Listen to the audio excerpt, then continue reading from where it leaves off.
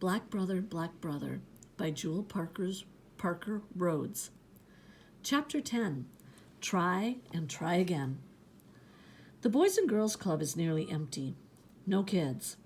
They're still in school. Some grown-ups are playing checkers at the desk. A woman with long red painted nails taps a keyboard. No one pays me any attention. I search for Arden Jones. The club is old-fashioned, in need of repair. Wall paint is cracked, peeling. The floors need sanding, varnishing. Dusty windows block the outdoor sun. Veering left, I discover the gym. The basketball court isn't regulation size like Middlefield prep, and instead of a net, they just have a metal hoop for balls to pass through. Wood bleachers rather than steel flank the court. I peek into a side room. The weight room only has free weights. No circuit training, ellipticals, or treadmills. Pretty bare bones. Makes me wonder why city kids can't have a rec center better than 100 middle and high school students at Middlefield Prep. Even the locker room is pathetic. Open shelves, 2 showers, 3 toilets. Not enough facilities for a team. Wandering, nobody bothering me, I search for Mr. Jones. A man in a khaki uniform digs in a storage closet. He bounces out basketballs, dodgeballs, and rubber balls. Then he drags traffic cones onto the court, spacing them a foot apart. Dribble challenges, I think. Trey's good at them. I walk across the gym, eager for a fencing teacher. I watch and wait. Can I help you? Looking for Arden Jones. That's me. I gasp, knowing I'm rude. But this isn't Arden Jones. He seems beat, weathered. Everything about him is gray. Gray beard, gray hair, and an ashy pallor. He's wrinkled, his legs skeleton thin. This isn't Arden Jones daring the world, standing triumphant. Can I help you? I turn, walking away, stunned that Arden Jones is an old man. Stunned that he's not the athlete I expected. Stunned he seems defeated. An Olympian, here? In the Boys and Girls Club? Mostly I feel ashamed, disbelieving that I even thought he could help me. Trey tried to help, but I wish I'd never seen this bio and photo of the strong young man. That Arden Jones is gone, disappeared. Why aren't you in school? You think I'm a dropout. Are you? A poor inner city kid? Nothing wrong with that. I stop. You're right. Mom says money doesn't alter human rights, common equality. Why do I let Alan's taunts make me feel small, less than? Is it because he's white with money? Or just white? Or because I'm black and, to him, a target? You okay, son? Mr. Jones's eyes pierce me, sharp like a blade. I feel like he's sized me up, seen my flaws and vulnerabilities. His body seems loose, calm, but his right palm contracts, not into a fist, into a grip like he's holding a sword. Lean, strong, his fingers flex. His hand doesn't lie. Suddenly I sense the young man he once was. His gaze and movements, aggressive, fierce. Him seen into the core of me. I want you to teach me to fence. Mr. Jones spins, walks away. It's you, isn't it? Arden Jones, Olympian? I trail after him. Mr. Jones ignores me, positioning sports equipment for the after-school program. Please, I need to fence. No answer. Scowling, Mr. Jones moves deliberately, twisting, turning to avoid my gaze. You were good, really good. Go home, kid. You're interfering with my work. He stands tall, his face a scowling mask. Next day, I take the train, then the bus. I wear my hoodie beneath my down jacket. Headphones cover my ears. My body rocks. Rap matches my pulse. Rhymes call out the world's haters. Since jail, I understand the counterpoint beats better than ever. I can't give up. I can't. I glimpse Mr. Jones' inside self, so different from his body. To be black in the 70s, to be fencing Olympian, I can't imagine the dedication and courage. Seems right Mr. Jones, and only Mr. Jones, should help me defeat Alan. On my journey, the world goes from mostly white to browner, to brown and black. From Newton to central Boston to Mattapan. From rich neighborhoods to poorer and poor. From houses with lawns to luxury apartments to small ramshackle homes and housing authority apartments. I turn off my music, walk for 5 blocks listening to people talk. Creole, French patos, Spanish, a Jamaican lilt. I'm soothed. I go from being worried on guard to feeling ease as more people's skin resembles mine. I pull open the Boys and Girls Club metal door. The woman behind the counter has her hair wrapped in a red flowered scarf. She nods like she remembers me. I head straight to the gym. Mr. Jones has balls, rackets, nets out. He pushes a wide broom to clean the floor. Back and forth, back and forth. He moves down the gym floor.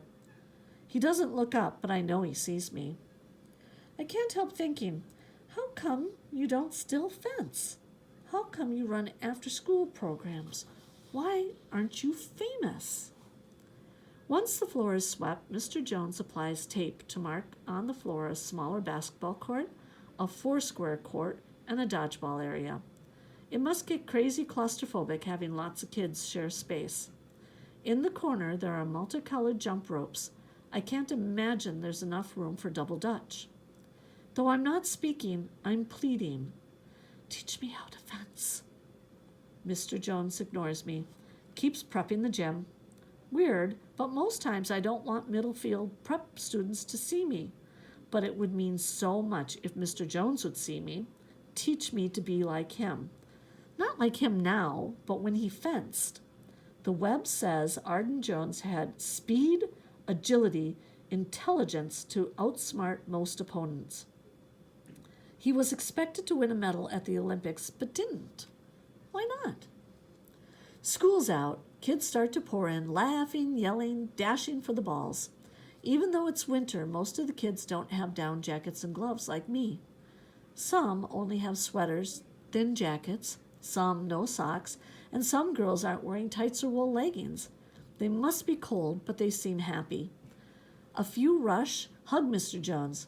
His smile is like the sunshine. I feel a bit jealous. Why can't Mr. Jones smile at me? Who are you? Asks a boy coming to stand beside me. A new kid? He's tall like Trey, but his skin is black marble. He grins. I'm Zion.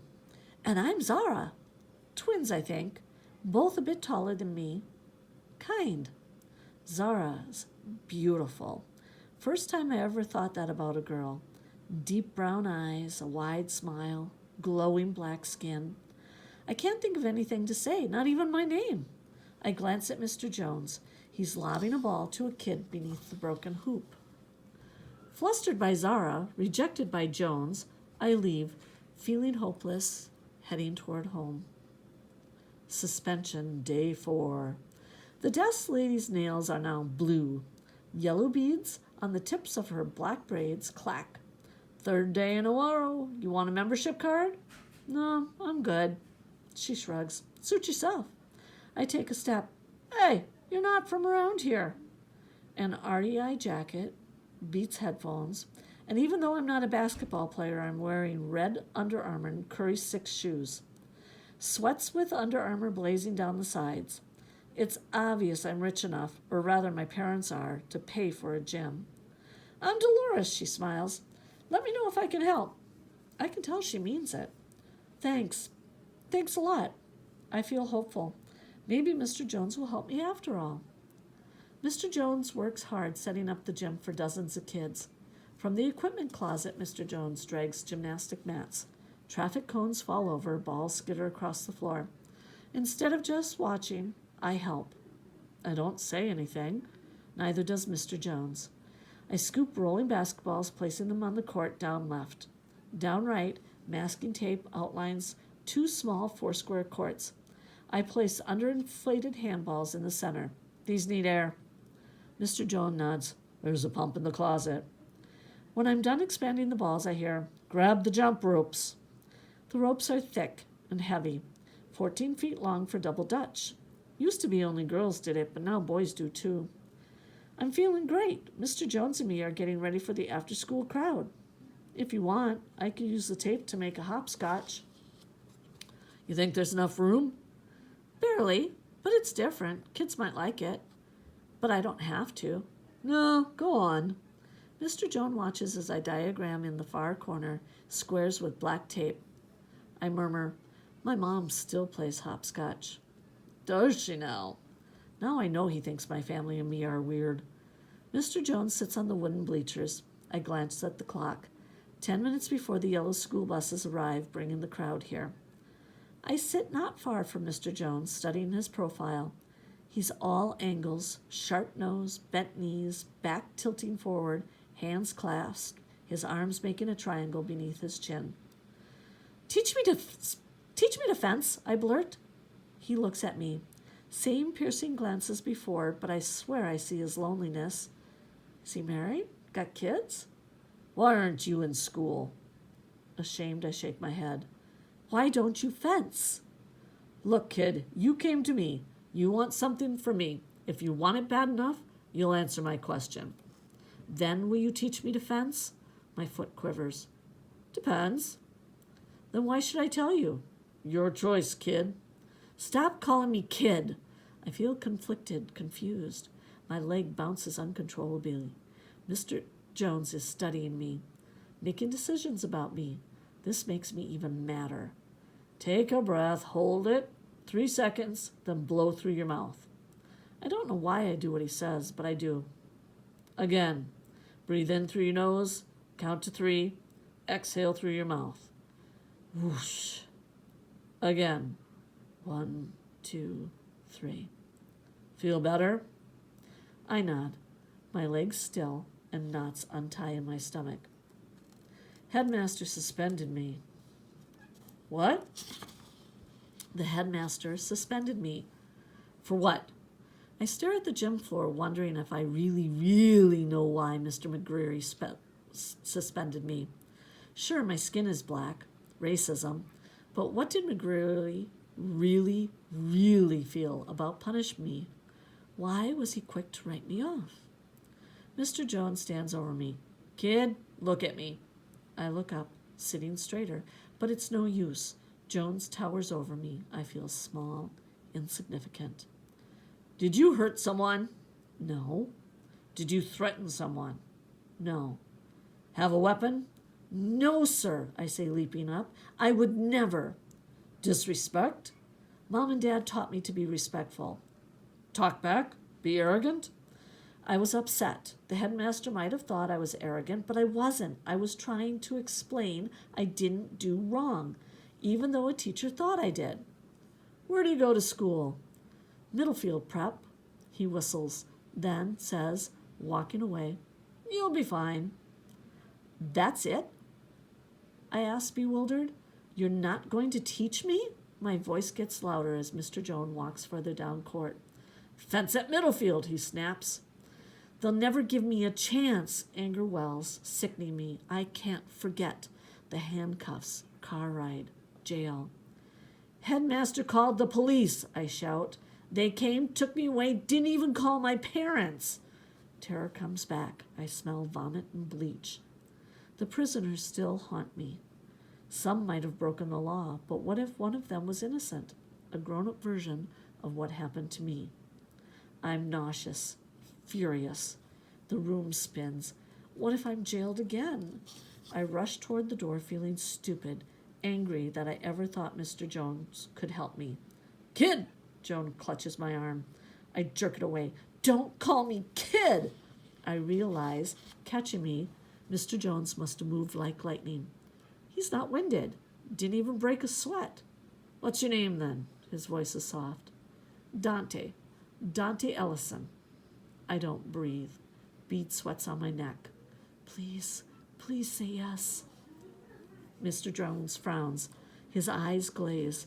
He's not seeing me. He inhales, exhales while shaking his head. Help me, I surprise myself.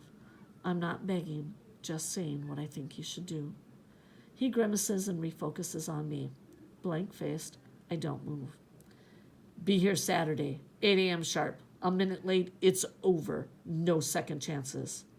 Won't need a second chance. Mr. Jones extends his hand. We shake. For seconds, he squeezes hard to make sure I understand. I squeeze firmly back. Mr. Jones smiles just a little bit, like he doesn't want to seem too encouraging. But it's enough. I'm happy. First time since being suspended. That's the end of section 1.